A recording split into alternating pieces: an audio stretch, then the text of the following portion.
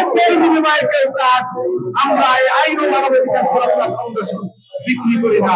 আপনাদের লুটপাটের প্রকল্প বন্ধ করে যারা বিভিন্ন দলের চামচামি করে, যারা দলের হয়ে মানবাধিকার সংগঠনের দোকান খুলেছে, আপনারা তো বড় বড় কাহিনী বলেন, বড় বড় কথা বলেন, স্বপ্নের মতন নির্বাচন দেবেন, অমুক দেবেন, পৃথিবীতে যা দেখেনি এমন উন্নয়ন হবে।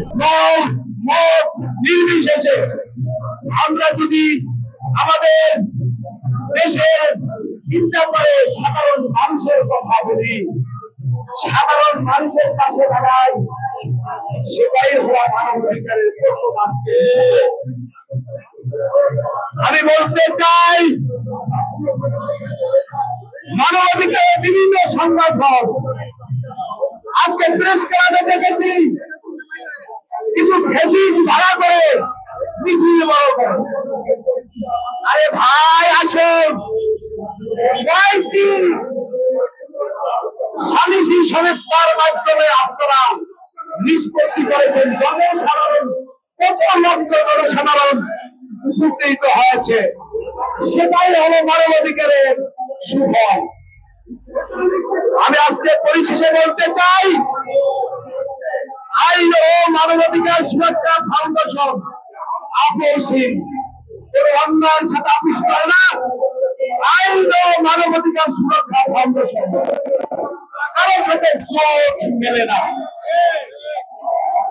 বিভিন্ন নামে জোট তৈরি করে আমরা মত তৈরি করে জনসাধারণের অর্থ আদায় করবো, সেই প্রতারক সংগঠন আমরা নই।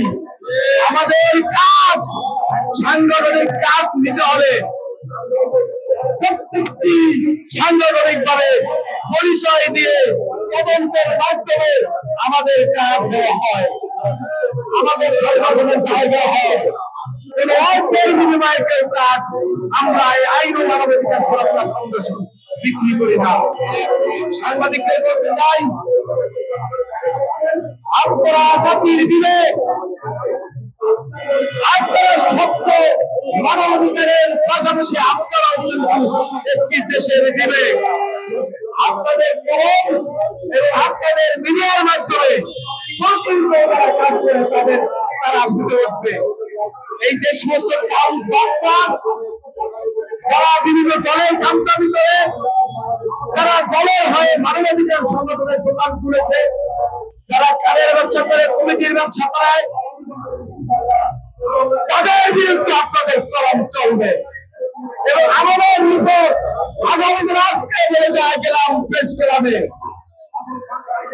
আমরা দেখেছি যারা ফ্যাসিস্টদের সাথে সংগঠন খুলে এখন আবার বিএনপির তকমা লাগিয়ে প্রেস ক্লাবে আসে। আগামীতে আমরা এই আইন ও মানবাধিকার সুরক্ষা ফাউন্ডেশন তাদেরকে ধরে আইন শৃঙ্খলা বাহিনী পূর্বের অপকর্ম ধরিয়ে দিয়ে তাদের আইন শৃঙ্খলা বাহিনী আমরা সংখ্যায়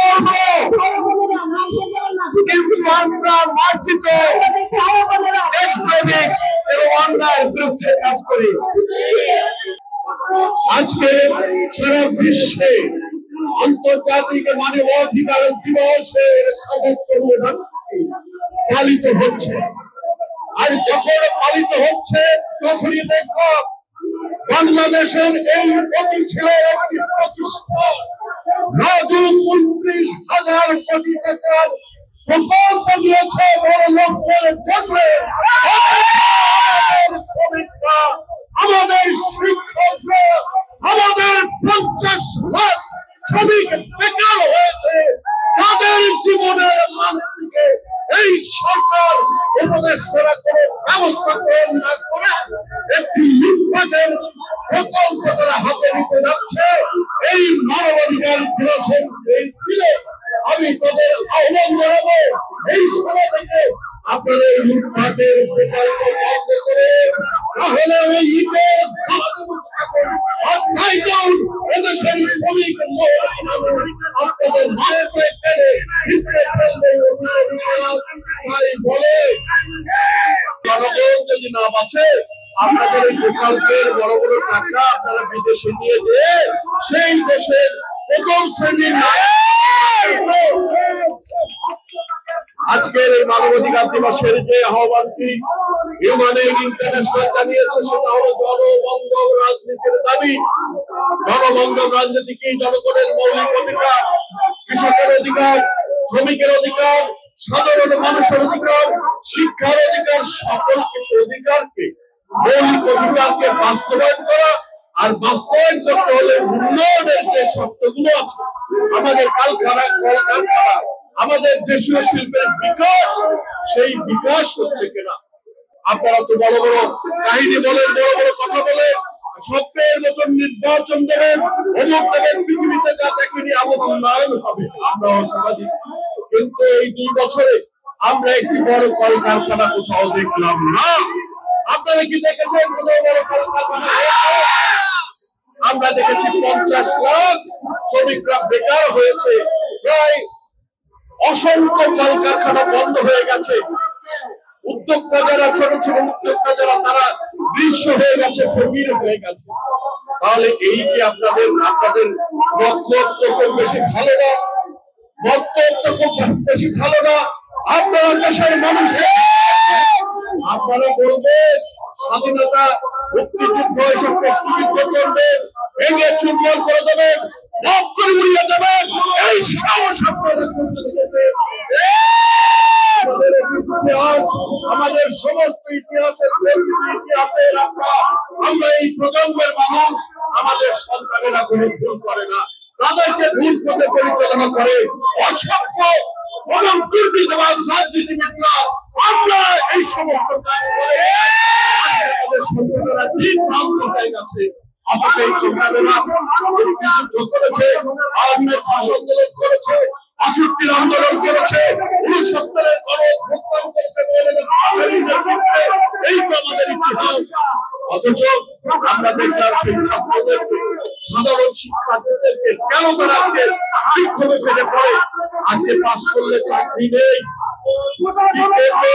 30 বছর চলে যায় বেকার, কি খাবে, পরিবারকে কি দেবে, কি স্বপ্ন দেখে তারা পড়াশোনা করেছিল। আপনারা করবেন চুরি করার জন্য, অথচ শিক্ষা ব্যবস্থার যে মৌলিক শিক্ষা সেটা করাবেন না, নীতি শিক্ষা সেটা করাবেন না, ধর্মের বলে যে মানুষকে অন্ধ রাখবেন সেটা হবে না। বুঝেছে আজকের আন্তর্জাতিক মানবাধিকার দিবসে হিউম্যান রাইটস ইন্টারন্যাশনালের যে দাবি জনবান্ধব রাজনীতি, সেই জনবান্ধব রাজনীতি যদি না করতে পারে, ওই সমস্ত দুর্নীতিবাদ রাজনীতিবিদদেরকে একসময় যখন প্রত্যাখ্যান করেছে, আগামী দিনে প্রত্যাখ্যান হবে।